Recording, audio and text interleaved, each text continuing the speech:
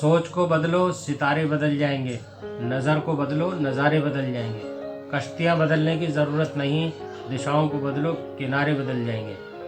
Hello everyone, कैसे हैं आप लोग। मैं Zaheer Abbas, paralyse motivator Z, अपने यूट्यूब चैनल पर आपका फिर एक बार स्वागत करता हूं। जैसे कि आज की संडे है, आज डेट है 26 दिसंबर 2021 और मैं आज आपको बताऊंगा कि मेरे लिए ये दिन क्यों ख़ास है, इतना इम्पोर्टेंस क्यों रखता है मेरी लाइफ में। तो आप आगे की वीडियो देखते रहिए, आपको पता चलेगा कि ये वीडियो थोड़ी लंबी तो होगी बट आपको इसमें कुछ पता चलेगा कि आज मैंने ये वीडियो क्यों बनाई। उसका रीज़न आपको धीरे से ही आगे पता चल जाएगा। अगर आपको मेरी वीडियो पसंद आए तो प्लीज़ मेरी वीडियो को शेयर करें, लाइक करें। चैनल पर अगर नहीं है तो सब्सक्राइब करें। तो मैं आगे की वीडियो अब जर्नी जो है अपनी स्टार्ट करता हूँ, बताता हूँ कि मेरी वीडियो की डेट और आज का दिन इतना स्पेशल क्यों है। जैसा कि मैं बताना चाहूँगा कि आज मेरे एक्सीडेंट को 8 साल हो गए हैं, पूरे 8 साल। 26 दिसंबर 2013 रात 8 बजे यूपी उत्तर प्रदेश बिजनौर नजियाबाद रोड पर मेरा एक्सीडेंट हुआ था, जिसकी वजह से मैं आज 8 साल से रेगुलर 100% पैरालाइज होके बेड पर हूँ। तो मैं आज आपको ये भी बताऊंगा कि मैं एक्सीडेंट से पहले क्या करता था और मैं क्या था, मेरी लाइफ कैसी थी कैसी नहीं थी। मैं ये सब बातें आज आपके साथ शेयर करूंगा, क्योंकि ये फर्स्ट टाइम जब से मैंने यूट्यूब चैनल चालू करा है 4-5 महीने से, तो ये मेरी लाइफ में पहली बार ये दिन आया है। तो मैंने सोचा शायद आप लोगों के साथ शेयर कर लूँ। तो हुआ ऐसा था कि 24 दिसंबर 2013 को मैं पंजाब वाघा बॉर्डर पर मेरा एक पूनम इंटरनेशनल 2 स्टार एक होटल है, वो प्रोजेक्ट चल रहा था मेरा, जिसकी वजह से 3-4 महीने से मैं रेगुलर अप डाउन कर रहा था वाघा बॉर्डर से, फगवाड़ा से सॉरी। तो मैं 3 दिन के लिए कुछ मेरी साइट पर दिक्कत हो गई थी, तो उसकी वजह से मैं वापस दिल्ली आया था। तो मैंने सोचा कि मैं एक बार मेरा इंदिरापुरम में ऑफिस था, मेरी एक अपनी कंपनी थी SR interior decorator and contractor के नाम से आप गूगल पे सर्च कर सकते हैं। जो मेरी अपनी कंपनी थी, मेरा अपना ऑफिस था इंदिरापुरम में, गाज़ियाबाद उत्तर प्रदेश में। मैं एक दिन के लिए 25 तारीख को मैंने सोचा मैं जाता हूँ। मेरे को पतंजलि के लिए जाना था किसी काम से, और उधर ही मेरे एक फ्रेंड की शादी भी थी। तो मैंने सोचा चलो दोनों काम हो जाएंगे। तो मैं 26 तारीख को सुबह 9 बजे 10 बजे अपने घर से शायद निकला, और निकलने के बाद में मैं वहाँ से इंदिरापुरम से अपने 2 फ्रेंड्स के साथ में अपनी गाड़ी स्कॉर्पियो के साथ मैं वहाँ चला गया। देखिए, रास्ते में मेरे को 3-4 ब्रेक मिले, आधे रास्ते से लगभग मैं वापस भी आ गया और फिर मैं वापस चला गया। तो वक्त मेरे को ले जाना नहीं चाह रहा था, बट मैं चला गया।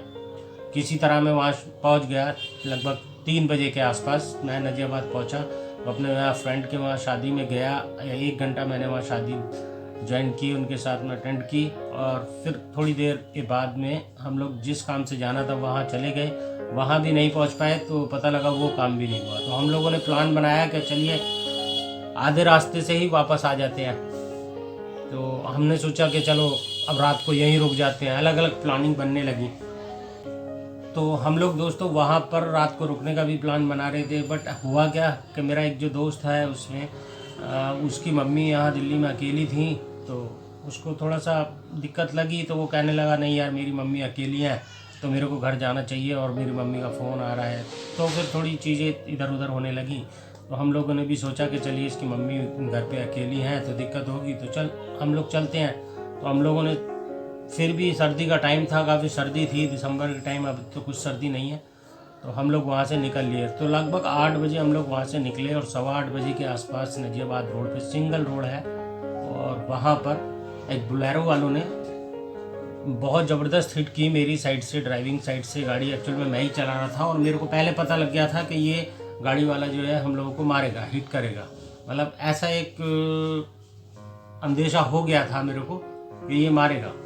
तो हम लोगों ने फिर भी सोचा कि चलो बच लेंगे। मैंने बहुत ज़्यादा गाड़ी जो थी अपनी रोड के साइड में, बिल्कुल साइड में कर ली थी, और स्पीड भी लगभग 30 के आसपास थी मेरी, 30 से 35 थी पर आवर किलोमीटर। और वो बड़ी ज़बरदस्त तेज स्पीड से गाड़ी लेके आया और उसने बहुत ज़बरदस्त हिट करी, इतनी ज़बरदस्त हिट करी आप एक अंदाज़ा लगा सकते हैं कि मेरी गाड़ी स्कॉर्पियो इतनी हैवी गाड़ी होने के बावजूद 2 पलटी खाई। और 2 पलटी खाने के बाद में हम लोग बेहोश हो गए। हम लोगों को कुछ नहीं पता कि क्या हुआ। तीनों गाड़ी के अंदर 2 घंटे तक लगभग हम लोग फंसे रहे। हम लोगों को कुछ नहीं पता क्या हुआ, कैसे हुआ, क्या नहीं हुआ। फिर होता क्या है कि 2 घंटे के बाद में हम लोगों को होश आता है, तो हम लोग देखते हैं, रोते हैं, चिल्लाते हैं, पता नहीं चला क्या हुआ। तो उसमें से एक मेरे दोस्त ने क्या करा कि भाई गाड़ी का शीशा तोड़ के, पीछे का, एक ने आगे का तोड़ के, उन लोगों की थोड़ी थोड़ी चोटें लगी थी और मैं गाड़ी में अंदर ही फंसा हुआ था, वो किसी तरह निकल गए थे। तब तक हम लोगों को पता नहीं था कि हमारे साथ हुआ क्या है और मेरे साथ क्या हुआ है। तो शीशा तोड़ने के बाद में उन लोगों ने, कोई गाड़ियाँ जा रही थी इक्की दुक्की उस रास्ते पे, बिल्कुल सुनसान रास्ता था, तो गाड़ी रोकने की कोशिश करी, कोई गाड़ी वाले ने हमारी हेल्प नहीं की, कोई गाड़ी वाला रुका नहीं। तो हुआ क्या कि फिर एक बहुत देर बाद, लगभग 2 घंटे के बाद, एक रोडवेज की बस आई। उस बस वाले ने को हाथ दिया तो बस वाले ने बस रोकी, और रोकने के बाद में उसमें से कुछ सवारियां थी जो उतरी, उन्होंने हमारी गाड़ी को सीधा करा, और सीधा करने के बाद में और फिर मेरे को काट पीट के बेल्ट वगैरह से निकाला किसी तरह, जो मैं फंसा हुआ था गाड़ी के अंदर, मेरे पैर फंसे हुए थे, तो वो निकाल के फिर हम लोगों को नियर अबाउट के जो आपका सरकारी हॉस्पिटल था वहाँ लेके गए। और वहाँ पे उन लोगों ने हमारा फर्स्ट एड वगैरह कराया, एमएलसी वगैरह कराई। फिर वहाँ नज़दीक के जो थाना लगता था उसमें ले जाके मेरी एफआईआर वगैरह कराई। फिर उन्हीं बस वालों ने और मेरे फ्रेंड ने मिलकर वहाँ से एक एम्बुलेंस की, और एम्बुलेंस करके हम लोग वहाँ से निकल लिए। तब तक मेरी वाइफ का फ़ोन आ चुका था कि क्या हुआ क्या नहीं हुआ। तो बताया उनको कि ऐसे ऐसे। मेरे फ़ोन की बैटरी डेड हो गई थी बिल्कुल। मेरे एक दोस्त का फ़ोन चालू था, तो मैं कहीं भी अगर जाया करता था लंबे टाइम के लिए, लंबे सफ़र में या कहीं भी, तो मैं अपने किसी साथ वाले का नंबर घर छोड़ के जाया करता था कि कहीं दिक्कत ऐसा ना हो कि मेरे फ़ोन की बैटरी डेड हो जाए और फिर हमारा पता ना चले। तो वही हुआ। तो फिर मेरी वाइफ ने फ़ोन करके पता किया, तो पता लगा कि एक्सीडेंट हुआ, एम्बुलेंस की आवाज़ आ रही है। तब तक हम लोग एम्बुलेंस में थे। फिर घर वालों को पता चला, तो फिर मेरठ हम लोग आए और घर वाले सब मेरठ पहुँचे। और मेरठ जाने के बाद में मेरे को वहाँ पे फर्स्ट एड वगैरह जो भी था वो दिया गया। और फिर वहाँ क्या था कि भाई उन लोग, छोटा मोटा हॉस्पिटल था, तो उन लोगों के पास में बड़ा स्कैनर नहीं था कोई, और बड़ा स्कैनर ना होने की वजह से वो मेरी पूरी बॉडी को स्कैन नहीं कर पाए कि भाई मेरे कितनी चोट लगी है। जो ऊपर स्किन पे चोट थी, शोल्डर में, सर में और पैर वगैरह में, वो तो उन लोगों को दिख रही थी, तो उन लोगों ने उसका तो मेरा इलाज कर दिया था, वो कर रहे थे। बाकी जो मेन प्रॉब्लम थी वो उन लोगों को नहीं समझ में आई क्या थी। तो मेरे सर में क्या था कि स्टील के टाँके लगे हुए थे, स्टिच लगी हुई थी। 40 टाँके लगभग मेरे सर में थे, जो कि मेरे स्कल में नहीं थे, स्किन में थे। और मेरा शोल्डर यहाँ से ब्रेक हो गया था पूरा, यहाँ पे भी मेरे ख्याल से 15-20 टाँके थे। और पैर मेरा नीचे से टूट के अलग हो गया था, वहाँ भी 50-60 टाँके थे। मतलब बहुत सारी मेरे फिर इंजरी हुई।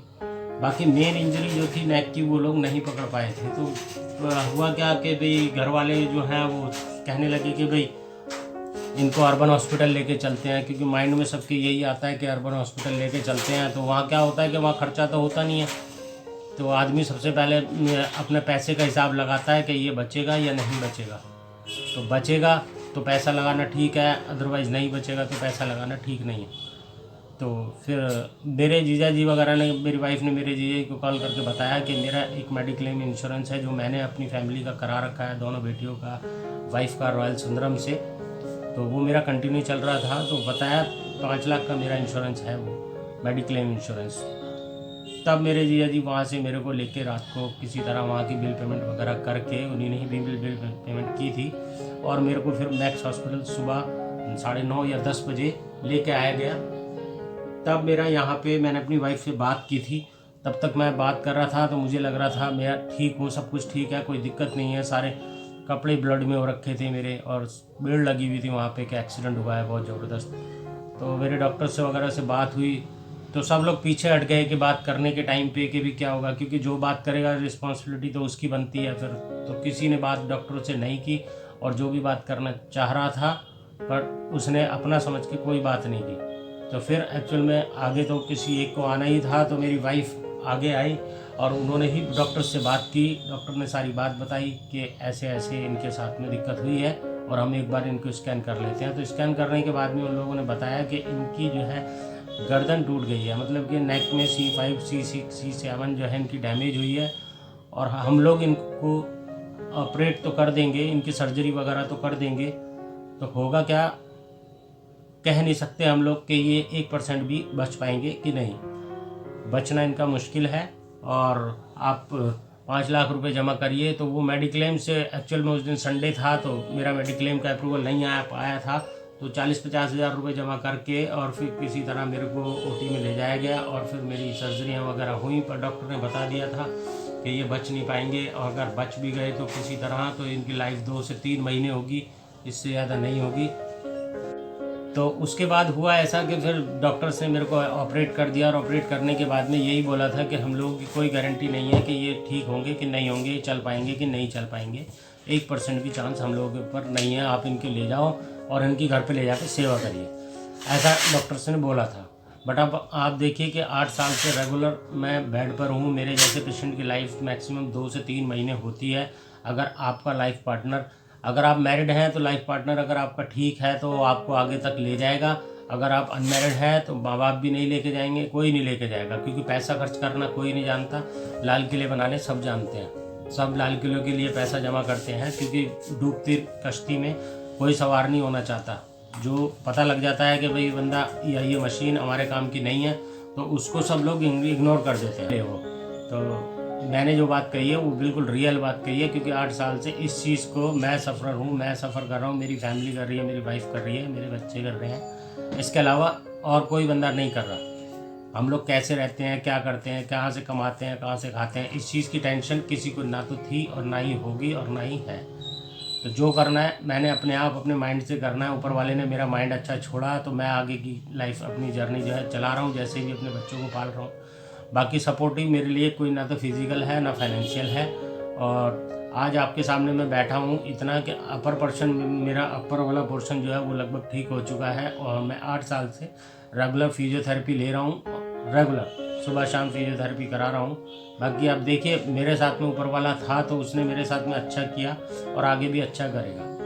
तो आप भी हंसते रहिए और हंसाते रहिए और सावधान रहिए ऐसी चीज़ों से और ऐसी बातों से। सफ़र करें तो बिल्कुल बिल्कुल सावधान होकर सफ़र करें, क्योंकि हादसा कभी भी किसी के साथ कुछ भी हो सकता है। बंदा सोचता है मेरे साथ कुछ नहीं होगा, मैंने कुछ नहीं किया और मैंने तो कोई गलती ही नहीं की। ऐसा कुछ नहीं है। हादसा कभी भी किसी के साथ भी हो सकता है, परेशानी कभी भी किसी के साथ में आ सकती है। अब ये देखिए, उस टाइम पे जब मेरा एक्सीडेंट हुआ था, छोटी वाली बेटी मेरी 2 साल की थी और बड़ी वाली बेटी मेरी 7 साल की थी। बड़ी वाली बेटी 2nd क्लास में थी और छोटी वाली बेटी मेरी उस टाइम पे 2 साल की थी। अभी छोटी वाली बेटी जो है मेरी 10 साल की है और बड़ी वाली बेटी मेरी 15 साल की है, 10th क्लास में है, और छोटी वाली 5th क्लास में है।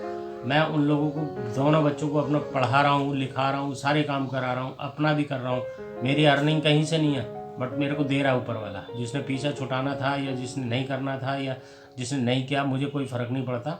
बाकी आप अपने आप को किसी भी तरह कोई गलत काम करने के इच्छुक ना बनाएं। हमेशा गलत रास्ते से और गलत बातों से, झूठ बोलने से, चालाकी करने से, इन सब चीज़ों से बचें तो सब कुछ अच्छा होगा। शायद मैं इसीलिए यहाँ तक आ पाया हूँ, क्योंकि मेरी सोच गलत नहीं है और मैं कभी किसी के साथ गलत नहीं करता। क्योंकि ये एक हादसा था, होना था, हो गया, कोई दिक्कत नहीं है। मैं इससे भी परेशान नहीं हूँ, मैं इससे भी बहुत खुश हूँ, क्योंकि हो सकता है उस टाइम पे मेरे साथ ये हादसा हुआ, मेरे लिए ऊपर वाले ने कोई अच्छा सोचा होगा। तो आगे की अपडेट जैसी भी होगी मेरे इलाज की या जो भी, मैं आपको फिर बताऊंगा, देता रहूँगा। और अगर आपको मेरी वीडियो पसंद आई हो तो प्लीज़ लाइक करिएगा, शेयर करिएगा, मेरे चैनल को सब्सक्राइब करिएगा। और आज मेरे को पूरे 8 साल हो गए हैं, तो इसीलिए मैंने ये वीडियो आपके साथ में शेयर करी है। बाकी मैं अपनी बातें किसी के साथ में ज़्यादा शेयर नहीं करता। मैं यूट्यूब पर इसीलिए आया था कि मैं अपनी सारी दिक्कतों को, सारी परेशानियों को शेयर करूं। और देखिए, a negative mind will never give you positive life. अगर दिमाग सही होगा तो आप हमेशा पॉजिटिव रहेंगे, अदरवाइज़ नेगेटिविटी और नेगेटिव लोगों के साथ रहेंगे या उनकी बातों को ज़्यादा सोचेंगे तो आपका उससे सब कुछ ख़राब हो जाएगा। तो इसलिए खुश रहें, हंसते रहें, हंसाते रहें और अपनी परेशानी को अपने पास तक ही रखें। भरोसा रखो, ऊपर वाला चाहे देर से सुनेगा पर सुनेगा ज़रूर। मैं ये बातें इसलिए कहता हूँ क्योंकि मेरी सुन रहा है तो मेरे टाइप के जो पेशेंट है उनकी भी सुनेगा, ज़रूर सुनेगा। आप सिर्फ सही के साथ रहिए और सही रहिए। तो दोस्तों देखिए, मैं 8 साल से, मैंने जिक्र किया मैं इस रूम में रहता हूँ, तो 8 साल से 2-2 3-3 महीने में मैं इस रूम में से निकल के सेकंड फ्लोर से जाता हूँ, 2 बंदे अरेंज करके। मेरा ऊपर नीचे इधर उधर स्टेबल होना भी बहुत दिक्कत हो जाती है मेरे को मूव करना। आपने देखा होगा कि मैं सिर्फ बेड पर ही बैठ के वीडियो बनाता हूँ, क्योंकि मेरे लिए यही ठीक है, क्योंकि मेरे साथ में मेरी वाइफ के अलावा कोई नहीं होता कि मेरे को उठा के कोई व्हील चेयर पर भी बिठा दे, तो वो बड़ी दिक्कत की बात है। तो देखिए, मैं आपको अपना रूम दिखाता हूँ, मैं 8 साल से इस रूम में कैसे रहता हूँ और क्या क्या मैं करता हूँ, मेरा टाइम किस तरह से पास होता है, दिखाओ।